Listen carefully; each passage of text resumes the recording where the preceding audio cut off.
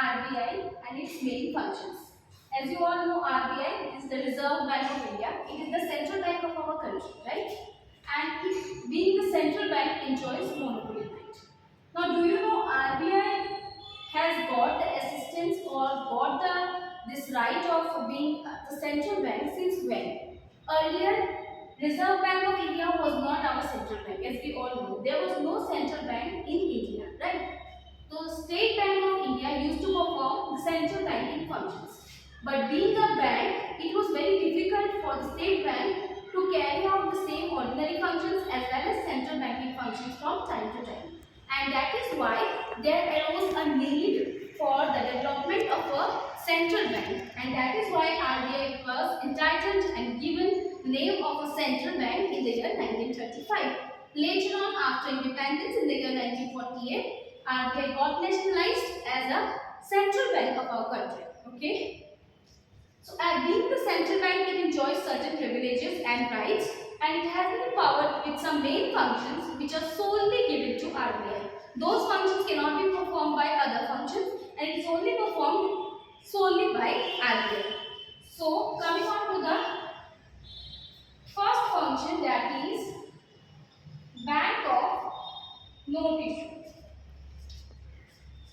Now, everybody knows the note issue right has been given solely to RBI. RBI has the monopoly to issue notes of all denominations except 1 rupee note. The 1 rupee note are being and the coins are being distributed by the Ministry of Finance. Whatever currency is issued by RBI, that is known as the legal tender money, and it is circulated throughout the country.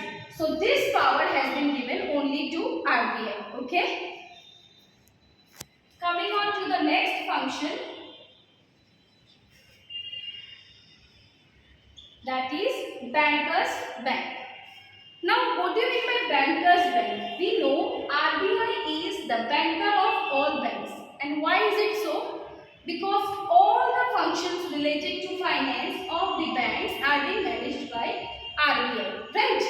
अगर किसी भी bank को loan लेना है, किसी भी bank में interpersonal details है, everything is managed by RBI.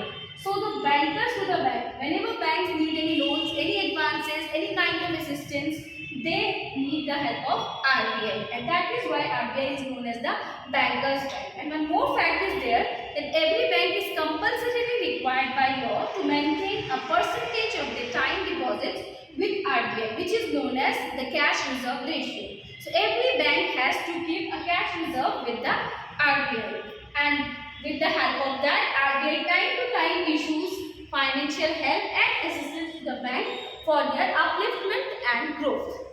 Even if you know the branch, whenever a bank is being opened, for that license you need the permission and approval of RBI. RBI issues license, and RBI also has the right to even cancel the license being issued to the banks. Once the bank do not comply with the provisions provided by RBI, RBI has the right to cancel the license of that particular bank. Even when it comes to expansion, if a bank wants to expand its branch, for that also they need permission from RBI, and it is granted by RBI only. So RBI is known as the bankers bank. Okay. The next topic is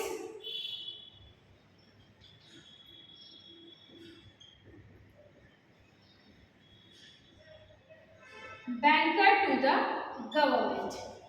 Now, banker to the government means RBI represents our financial system and represents India on behalf of the government, okay, on financial matters basically.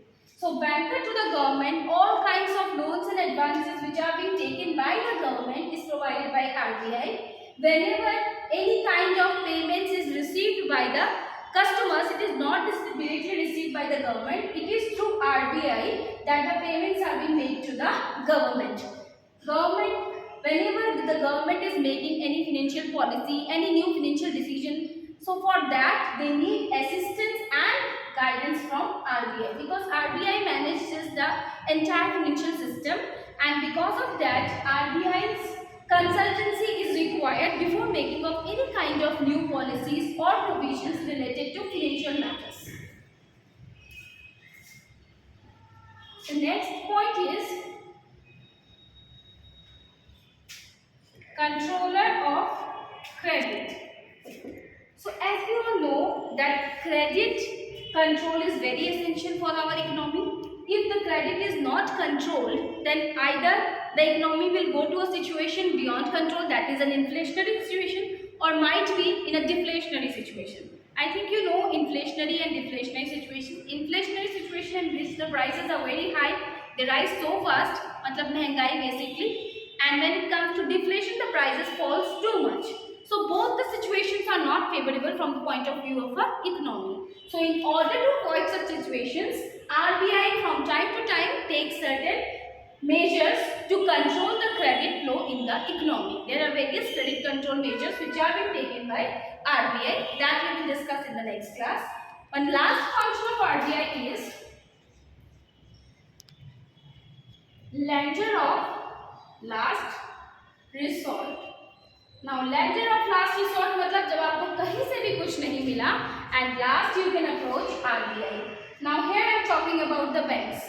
Whenever the banks do not find loans and advances or financial help from all other sources, then they can approach RBI, and it is the RBI who provides them with such assistance. But this is possible only first they need to access it through other sources. If the other sources are unable to provide them with this, only then they can approach RBI. So RBI, since it maintains the cash reserve and the liquid reserves of the bank, it provides help financially to banks when in times of need. When they don't find finance and other services from any other sources, then they can approach RBI, and RBI will definitely help them with the finance that they require. These are some of the main functions of RBI, that is the bank of note issue, bankers bank, banker to the government, controller of credit, and lender of last resort. But these are not the only functions of RBI. Apart from this, also RBI performs certain other functions like supervisory functions and agency functions, and that we will be discussing in the next class. Thank you.